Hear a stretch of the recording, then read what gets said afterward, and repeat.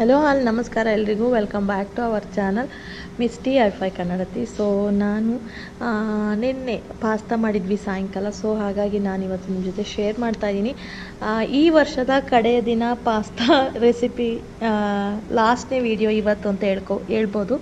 So ಯೂಟ್ಯೂಬಲ್ಲಿ ಇವತ್ತಿಂದು 2024ನೇ ಇಸ್ವಿಲಿ ಲಾಸ್ಟ್ನೇ video. So recipe share ಮಾಡೋಣ ಅಂದ್ಕೊಂಡು ಮಾಡ್ತಾಯಿದ್ದೀನಿ. ತುಂಬಾ ಟೇಸ್ಟಿಯಾಗಿ ಬಂದಿತ್ತು. ನೀವು ಆಚೆ ರೆಸ್ಟೋರೆಂಟಲ್ಲಿ ಹೋಟೆಲಲ್ಲಿ ಕಡೆ ಸಿಗೋ ಅಂಥ ಥರ ಟೇಸ್ಟ್ ಇರುತ್ತೆ. ಸೊ ಹಾಗಾಗಿ ನಾನು ನಿಮ್ಮ ಜೊತೆ ಶೇರ್ ಮಾಡ್ತಾಯಿದ್ದೀನಿ ಪಾಸ್ತಾ ಮಾಡೋದು ಹೇಗೆ ಅಂತ. ಸೊ ಎಲ್ಲರ ಮನೇಲೂ ಈಸಿಯಾಗಿ ಮಾಡ್ಬೋದು. ಇದಕ್ಕೆ ಜಾಸ್ತಿ ಏನು ಇಂಗ್ರೀಡಿಯೆಂಟ್ಸ್ ಬೇಕಾಗಲ್ಲ. ತಿನ್ನೋಕ್ಕೂ ತುಂಬ ಚೆನ್ನಾಗಿರುತ್ತೆ, ಮಕ್ಕಳು ತುಂಬ ಇಷ್ಟಪಟ್ಟು ತಿಂತಾರೆ. ಸೊ ನಾನು ಮಾಡಿದ್ದೆ ಯಾವ ರೀತಿ ಮಾಡೋದು ಅನ್ನೋದನ್ನು ನಾನು ಇವಾಗ ನಿಮ್ಮ ಜೊತೆ ಶೇರ್ ಮಾಡ್ತಾಯಿದ್ದೀನಿ. ಬನ್ನಿ ನೋಡೋಣ. ಸೊ ಮೊದಲಿಗೆ ಇಲ್ಲಿ ಪಾಸ್ತಾ ತೊಗೊಂಡಿದ್ದೀನಿ. ಇದು ಎಲ್ಲ ಮಾಲ್ಗಳಲ್ಲಿ ಹಾಗೆ ಶಾಪ್ಗಳಲ್ಲಿ ಸಿಗುತ್ತೆ, ಗ್ರಾಸರೀಸಲ್ಲಿ. ಸೊ ಅದು ತೊಗೊಂಡು ನಿಮಗೆ ಅಂದರೆ ಕ್ವಾಂಟಿಟಿ ಎಷ್ಟು ಬೇಕು ಅಷ್ಟು ತೊಗೊಂಡು ಬಿಸಿನೀರನ್ನ ಚೆನ್ನಾಗಿ ಕಾಯಕ್ಕೆ ಇಟ್ಕೋಬೇಕು. ಸೊ ನೀರು ಚೆನ್ನಾಗಿ ಕುದಿಗೆ ಬಂದಮೇಲೆ ಈ ಪಾಸ್ತಾ ಏನಿದೆ ಇದನ್ನು ನಾವು ಒಂದ್ಸಲ ವಾಶ್ ಮಾಡಿಬಿಟ್ಟು ಈ ನೀರೊಳಗಡೆ ಹಾಕಿದ್ರೆ ಆಯಿತು. ಸೊ ಇದು ಬೇಯಲಿಕ್ಕೆ ಕಡಿಮೆ ಅಂದರೂ ಒಂದು 15 to 20 ಮಿನಿಟ್ಸ್ ಬೇಕಾಗುತ್ತೆ. ಸೊ ಇದು ಚೆನ್ನಾಗಿ ಬಾಯ್ಲ್ ಆಗ್ತಿದೆ. ಇದು ಬೇಯುವಾಗ ನೀವು 1-2 ಸ್ಪೂನಷ್ಟು ಆಯಿಲ್ ಜೊತೆಗೆ ಸ್ವಲ್ಪ ಉಪ್ಪನ್ನ ಸೇರಿಸ್ಬಿಟ್ಟು ಬೇಯಿಸ್ಕೋಬೇಕು. ಸೊ ತುಂಬ ಚೆನ್ನಾಗಿ ಹುಡಿಯಾಗಿರುತ್ತೆ ಅಂತ ಅಷ್ಟೇ. ಇದು ಟಿಪ್ಸು, ತುಂಬ ಚೆನ್ನಾಗಿರುತ್ತೆ. ಸೊ ಮನೇಲಿ ಮಗಳಿಗೆ ರಜಾ ಕೊಟ್ಟಿದ್ದಾರಲ್ವ, ಸೊ ಕ್ರಿಸ್ಮಸ್ ಹಾಲಿಡೇ ಹಾಗೆ ನ್ಯೂ ಇಯರ್ ಮುಗಿಸ್ಕೊಂಡು ಸೆಕೆಂಡಿಂದ ಸ್ಕೂಲ್ ಇರೋದ್ರಿಂದ ಮನೇಲಿ ಡೈಲಿ ಸಾಯಂಕಾಲ ಏನಾದರೂ ಸ್ನ್ಯಾಕ್ಸ್ ಬೇಕು ಅನ್ನೋ ಟೈಮಲ್ಲಿ ಈ ಥರ ಒಂದು ಟ್ರೈ ಮಾಡ್ತಾಯಿರ್ತೀವಿ. ಇವತ್ತು ಇದನ್ನು ಟ್ರೈ ಮಾಡಿದ್ವಿ, ತುಂಬಾ ಟೇಸ್ಟಿಯಾಗಿ ಬಂದಿತ್ತು. ಹಾಗಾಗಿ ವಿಡಿಯೋ ಮಾಡ್ಕೊಂಡು ನಿಮ್ಮ ಜೊತೆ ಶೇರ್ ಮಾಡ್ತಾಯಿದ್ದೀನಿ. ಸೊ ನೋಡಿ, ಈ ಥರ ನೀಟಾಗಿ ಅವಾಗವಾಗ ಈ ಥರ ಸೌಟಿಂದ ಅಥವಾ ಇದರಿಂದ ಈ ಥರ ಮಾಡ್ಕೋತಾ ಇದ್ದರೆ ಹುರುಡಿಯಾಗಿ ಬೇಯ್ತಾ ಇರುತ್ತೆ, ಒಂದಕ್ಕೊಂದು ಅಂಟ್ಕೊಳ್ಳೋದಿಲ್ಲ. ಇದನ್ನು ಬೆಂದಿಲ್ಲ. ನಿಮಗೆ ಬೆಂದಿದೆ ಅಂತ ಗೊತ್ತಾಗಬೇಕು ಅಂದರೆ ಒಂದು ಹಿಡ್ಕೊಂಡು ಈ ಥರ ಸುಡ್ತಾ ಇರುತ್ತೆ, ಸ್ವಲ್ಪ ಹಿಡ್ಕೊಂಡು ಪ್ರೆಸ್ ಮಾಡಿದ್ರೆ 2 ಹೋಳಾಗಬೇಕು, ಆವಾಗ ಬೆಂದಿದೆ ಅಂತ ಅರ್ಥ. ಸೊ ಇದು ಕಡಿಮೆ ಅಂದ್ರೂ 15ರಿಂದ 20 ನಿಮಿಷ ಬೇಕು ಬೇಯಲಿಕ್ಕೆ. ಸೊ ಇದು ಬೆಂದಾದಮೇಲೆ ಇಲ್ಲಿ ಏನೇನು ಬೇಕು ಅಂತ ನೋಡ್ತಾ ಹೋಗೋಣ. ಮೊದಲಿಗೆ ನಾನಿಲ್ಲಿ ಒಂದು ದಪ್ಪದ ಟೊಮೆಟೊನ ಸಣ್ಣದಾಗಿ ಕಟ್ ಮಾಡಿ ಇಟ್ಕೊಂಡಿದ್ದೀನಿ. ಸೊ ಒಂದು ಟೊಮೆಟೊ ಸಾಕು. ಹಾಗೆ ಒಂದು 10ರಿಂದ 15 ಹಸಿರು ಮೆಣಸಿನ್ಕಾಯಿನ ಕಟ್ ಮಾಡ್ಕೊಂಡಿದ್ದೀನಿ. ಸೊ ಖಾರಕ್ಕೆ ಚೆನ್ನಾಗಿದ್ರೇ ಈ ಪಾಸ್ತಾ ಎಲ್ಲ ತಿನ್ನಲಿಕ್ಕೆ ತುಂಬ ಚೆನ್ನಾಗಿರುತ್ತೆ. ಹಾಗೆ ಒಂದು 2 ಆನಿಯನ್ ಈರುಳ್ಳಿನ ಸಣ್ಣದಾಗಿ ಚಾಪ್ ಮಾಡಿ ಇಟ್ಕೊಂಡಿದ್ದೀನಿ. ಸೊ ತುಂಬಾ ಟೇಸ್ಟಿಯಾಗಿರುತ್ತೆ. ಹಾಗೆ ಹೆಲ್ದಿ ಕೂಡ. ಈ ಥರ ತರಕಾರಿ ಎಲ್ಲ ತಿಂದರೆ ಏನಾಗಲ್ಲ. ಡೈಲಿ ತಿಂದರೆ ಈ ಮೈದಾದ್ದು ತಿನ್ನಬಾರ್ದು ಅಂತಾರೆ, ಅಂದರೆ ಅಪರೂಪಕ್ಕೆ ಒಂದೊಂದು ದಿನ ತಿಂದರೆ ಏನು ಪ್ರಾಬ್ಲಮ್ ಆಗಲ್ಲ. ಸೊ ಆಚೆ ತಿನ್ನೋದಕ್ಕಿಂತ ಮನೇಲಿ ಈ ಥರ ಮಾಡ್ಕೊಂಡು ತಿಂದರೆ ಇನ್ನೂ ಚೆನ್ನಾಗಿರುತ್ತೆ. ಸೊ ಕ್ಯಾಪ್ಸಿಕಮ್ ಒಂದು 2ನ ನಾನಿಲ್ಲಿ ಸಣ್ಣದಾಗಿ ಕಟ್ ಮಾಡಿ ಇಟ್ಕೊತಾ ಇದ್ದೀನಿ, 1 ಬೌಲಷ್ಟು. ಹಾಗೆ ಇದ್ರ ಜೊತೆಗೆ ಕ್ಯಾರೆಟ್ ಕೂಡ ಹಾಗೆಯೇ ನೋಡಿ, ಫಸ್ಟೇ ತೊಳ್ಕೊಂಡು ಆಮೇಲೆ ಹೆಚ್ಕೊಳ್ಳಿ.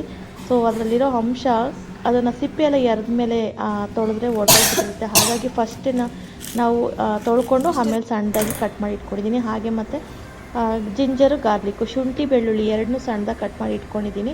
ಸೊ ಇವಾಗ ಬೆಂದಿದೆ ಅಲ್ವಾ, ಸೈಡಲ್ಲಿ ಒಂದು ಬಾಣಲೆ ಇಟ್ಕೊಂಡು ಒಂದು 5ರಿಂದ 6 ಟೇಬಲ್ ಸ್ಪೂನಷ್ಟು ಆಯಿಲ್ನ ಹಾಕೋತಾ ಇದ್ದೀನಿ. ಆಯಿಲು ಚೆನ್ನಾಗಿ ಸ್ವಲ್ಪ ಕಾಯಬೇಕು. ಸೊ ಕಾಯ್ದ ನಂತರ ಇದಕ್ಕೆ ಬೆಳ್ಳುಳ್ಳಿ ಮತ್ತು ಶುಂಠಿ ಏನು ಇಟ್ಕೊಂಡಿದ್ವಿ ಅಲ್ವಾ, ಸೊ ಅದನ್ನು ಹಾಕ್ಕೊಂಡೆ. ಅದಾದಮೇಲೆ ಹಸಿರು ಮೆಣಸಿನ್ಕಾಯಿ ಹಾಗೆ ಈರುಳ್ಳಿನೂ ಇಟ್ಕೊಂಡು ಅದರೊಳಗಡೆ ಹಾಕ್ಕೊಂಡು ಫ್ರೈ ಮಾಡ್ಕೊಳ್ಳೋಣ. ಇದು ಚೆನ್ನಾಗಿ ಸ್ವಲ್ಪ ಬಾಡಬೇಕು. ಸೊ ಬೇಗ ಆಗಬೇಕಂದ್ರೆ ಗೊತ್ತಲ್ವ, ಸ್ವಲ್ಪ ಸಾಲ್ಟ್ ಹಾಕಿದ್ರೆ ಬೇಗ ಆಗುತ್ತೆ. ಸೊ ಅವಶ್ಯಕತೆ ಇಲ್ಲ, ನಿಧಾನಕ್ಕೆ ಮಾಡ್ತಾಯಿದ್ದೀನಿ. ಸ್ಕೂಲ್ ರಜೆ ಇರೋದ್ರಿಂದ ಆರಾಮಾಗಿ ಸಾಯಂಕಾಲ ಟೀ ಟೈಮಿಗೆ ಆಗುತ್ತೆ ಅಂದ್ಕೊಂಡು ಮಾಡಿದ್ವಿ. ಅದು ತಿನ್ನೋ ಅಷ್ಟೊತ್ತಿಗೆ 6 ಗಂಟೆ ಆಗಿತ್ತು. ಸೊ ಜೊತೆಗೆ ಸ್ವಲ್ಪ ಕ್ಯಾರೆಟ್ ಕಟ್ ಮಾಡಿ ಇಟ್ಕೊಂಡಿದ್ದೆ ಅಲ್ವಾ, ಸೊ ಅದನ್ನು ಹಾಕ್ಕೊಂಡು ಅದು ಸ್ವಲ್ಪ ಬೇಯಬೇಕಲ್ವ. ಸೊ ಅದು ಬೆಲ್ಲಿ ನೋಡಿ, ಈ ಥರ ಚೆನ್ನಾಗಿ ಬೆಂದಿದ್ರೆ ಪಾಸ್ತಾ ಈ ರೀತಿ ಆಗಿರುತ್ತೆ. ಸೊ ಆದಷ್ಟು ಬಿಸಿನೀರು ಚೆನ್ನಾಗಿ ಕಾಯಿಸಿ ಹಾಕ್ಕೊಂಡು ಬೇಯಿಸ್ಕೊಳ್ಳಿ, ತುಂಬ ಚೆನ್ನಾಗಿರುತ್ತೆ. ಕ್ಯಾರೆಟು ಸ್ವಲ್ಪ ಬೆಂದಾದಮೇಲೆ 30% ಬೆಂದಾದಮೇಲೆ ಕ್ಯಾಪ್ಸಿಕಮ್ ಹಾಕೋಣ. ಕ್ಯಾಪ್ಸಿಕಮ್ ಬೇಗ ಬೇಯುತ್ತೆ, ಹಾಗಾಗಿ ಕ್ಯಾರೆಟ್ ಸ್ವಲ್ಪ ಬೆಂದಾದಮೇಲೆ ಹಾಕೊಂಡ್ರೆ ಬೆಟರು. ಇವಾಗ ಸ್ವಲ್ಪ ಸಾಲ್ಟ್ ಹಾಕೋತೀನಿ, ಅಂದರೆ ಬೇಗ ಬೇಯುತ್ತೆ ನೀಟಾಗಿ. ಸೊ ಕಲ್ಲರು ಹಾಗೇ ಇರುತ್ತೆ ಸಾಲ್ಟ್ ಹಾಕಿದ್ರೆ. ನಾವು ಒಗ್ಗರಣೆ ಹಾಕಿದಾಗ ತರಕಾರಿ ಕಲರ್ ಹಾಗೇ ಇರಬೇಕಂದ್ರೆ ಸ್ವಲ್ಪ ಸಾಲ್ಟ್ ಹಾಕ್ಕೊಳ್ಳಿ. ಸೊ ಏನು ಕ್ಯಾಪ್ಸಿಕಮ್ ಎಲ್ಲ ಏನಿರುತ್ತೆ ಅಲ್ವ, ಅದು ಗ್ರೀನಿಶ್ ಆಗೇ ಇರುತ್ತೆ. ಸೊ ತುಂಬ ಚೆನ್ನಾಗಿ ಕಾಣಿಸ್ತಾ ಇರುತ್ತೆ ನೋಡಿ. ಇವಾಗ ಆಲ್ಮೋಸ್ಟು 50% ಬೆಂದಿದೆ. ಲಾಸ್ಟಿಗೆ ನೀವು ಇದಕ್ಕೆ ಬಟಾಣಿ ಕೂಡ ಹಾಕೋಬೋದು, ಹಸಿ ಬಟಾಣಿ. ನಾನಿಲ್ಲಿ ಸ್ಕಿಪ್ ಮಾಡಿದ್ದೀನಿ ಬೇಡ ಅಂತ. ಸೊ ಒಣಗಿರೋ ಬಟಾಣಿ ಇತ್ತು, ಅದು ಅಷ್ಟು ಬೇಗ ಬೇಯಲ್ಲ. ಹಸಿ ಬಟಾಣಿ ಇಲ್ಲದಿರೋ ಕಾರಣ ನಾನು ಹಾಕ್ತಾಯಿಲ್ಲ ಅಷ್ಟೇ. ಇದ್ರ ಜೊತೆಗೆ ಸ್ವಲ್ಪ ಟೊಮೆಟೊನ 1 ಟೊಮೆಟೊ ಕಟ್ ಮಾಡಿ ಇಟ್ಕೊಂಡಿದ್ದೆ ಅಲ್ವಾ, ಸೊ ಆ ಟೊಮೆಟೊನ ಇವಾಗ ಮಿಕ್ಸ್ ಮಾಡ್ಕೊತಾ ಇದ್ದೀನಿ. ಅದ್ರ ಜೊತೆಗೆ ಸ್ವಲ್ಪ ಗರಂ ಮಸಾಲ ಹಾಕೋತಾ ಇದ್ದೀನಿ.